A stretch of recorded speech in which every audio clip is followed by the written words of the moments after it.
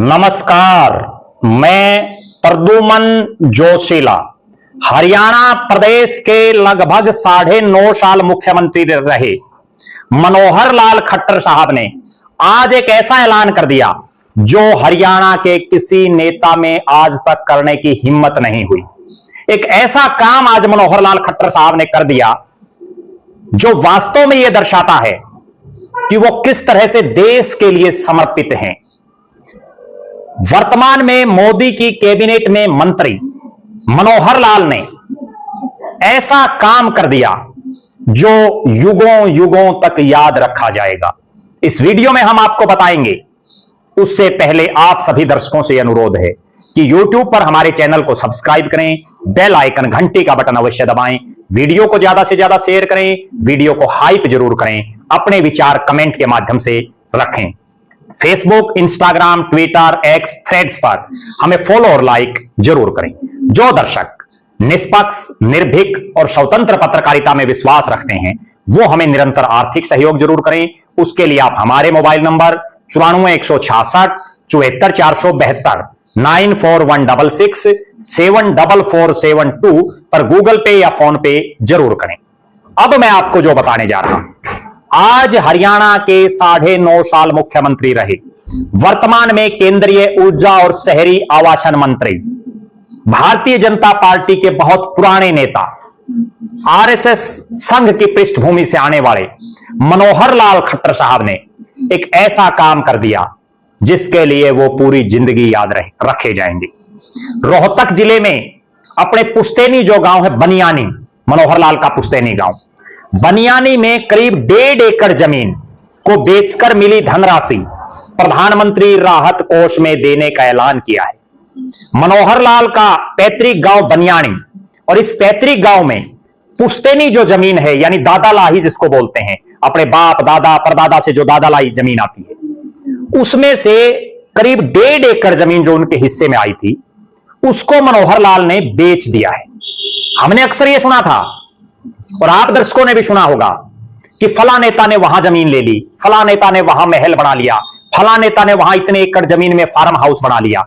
लेकिन एक ऐसा नेता जो 9.5 साल हरियाणा का मुख्यमंत्री रहा, जो लगातार पिछले 1.5 साल से ज्यादा समय से केंद्र में कैबिनेट मंत्री है और बड़े भारी भरकम मंत्रालयों का मंत्री है, जो खुद 2 बार विधायक और 1 बार सांसद है, और वो अपने हिस्से की पुश्तैनी यानी दादालाई जमीन बेच दे, अपने आप में बहुत सोचने वाला विषय है कि हरियाणा को एक ऐसा मुख्यमंत्री मिला जिसने जमीन लेने की बजाय अपनी पैतृक जो पुश्तैनी जमीन है वो बेचने का काम किया और 1.5 एकड़ जमीन जो उनके हिस्से में आई, जिसकी एवज में उन्हें करीब 1 करोड़ रुपए मिले, वो उन्होंने प्रधानमंत्री राहत कोष में दे दिए हैं। ना केवल मनोहर लाल ने अपनी पुश्तैनी जमीन बेची, बल्कि उन्होंने अपना पुश्तैनी घर मां शांति देवी पुस्तकालय के नाम पर दान करने का ऐलान किया।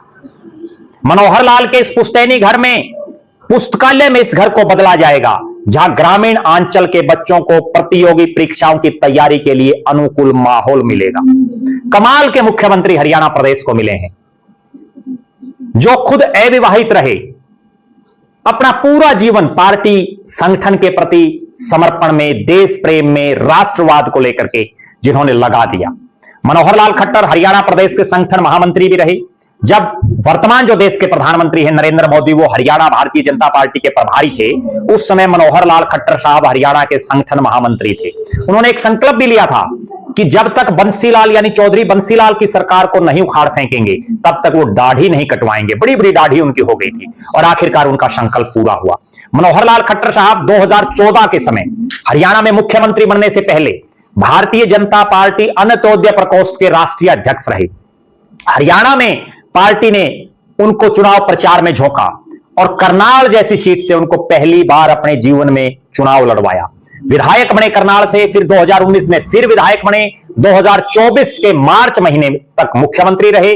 मार्च महीने के बीच में उनको इस्तीफा देना पड़ा, उसके बाद तुरंत उनको लोकसभा की टिकट दी और करनाल से वो सांसद बने। वर्तमान में नरेंद्र मोदी सरकार में केंद्रीय ऊर्जा मंत्री के तौर पर काम कर रहे हैं। जिस ढंग से मनोहर लाल खट्टर साहब ने यह फैसला लिया, अपनी 1.5 एकड़ पुश्तैनी जमीन लगभग 1 करोड़ रुपए में बेच करके प्रधानमंत्री जो राहत कोष है उसमें डोनेट कर दी। इनसे दूसरे नेताओं को भी प्रेरणा लेनी चाहिए। जो नेता चुनाव जीतने से पहले लाखों रुपए जिनके पास होते हैं, वो चुनाव जीतते ही करोड़पति बन जाते हैं। जो करोड़पति हैं वो अरबपति बनना शुरू हो जाते हैं। अरबपति हैं वो धीरे धीरे खरबपति बनना शुरू हो जाते हैं। लेकिन एक ऐसा हरियाणा की मिट्टी में जन्मा लाल, जो हरियाणा का चौथा लाल बना मुख्यमंत्री के तौर पर, चौधरी बंसीलाल, चौधरी देवीलाल, चौधरी भजनलाल और फिर मनोहर लाल। मनोहर लाल ने अपना जो मुख्यमंत्री आवास है उसको भी बाकायदा संत कबीर कुटीर का नाम दे दिया। और मनोहर लाल खट्टर साहब मुख्यमंत्री बनने से पहले लोग उनको मनोहर लाल खट्टर ही कहते थे, लेकिन जो ही मुख्यमंत्री बने उन्होंने सबसे पहले अपने नाम के पीछे से खट्टर शब्द हटाया। वो 36 बिरादरी की, सब समाजों के में यह दर्शाना चाहते थे कि वो सबके हैं, और वही उन्होंने किया। जिस ढंग का यह नेक कार्य मनोहर लाल ने किया, सबसे बड़ा सवाल यही है, क्या हरियाणा प्रदेश के बाकी नेता भी कुछ इससे सीखेंगे, कुछ प्रधानमंत्री राहत कोष में डोनेट करेंगे? क्योंकि जो प्रधानमंत्री राहत कोष है उसमें समय समय पर लोग डोनेशन करते रहते हैं। बहरहाल आप दर्शकों की क्या राय है मनोहर लाल खट्टर साहब के बारे में, कि मनोहर लाल खट्टर का जो कार्यकाल रहा उसको आप किस वे से देखते हैं?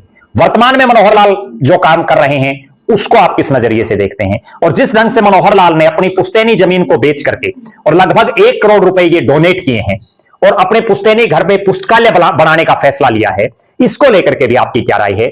आप लगातार हमारे साथ बने रहें, हमारे फेसबुक पेज को लाइक और फॉलो करें, यूट्यूब पर चैनल को सब्सक्राइब करें, बेल आइकन घंटी का बटन अवश्य दबाएं, वीडियो को ज्यादा से ज्यादा शेयर करें, वीडियो को हाइप जरूर करें, अपने विचार कमेंट के माध्यम से रखें।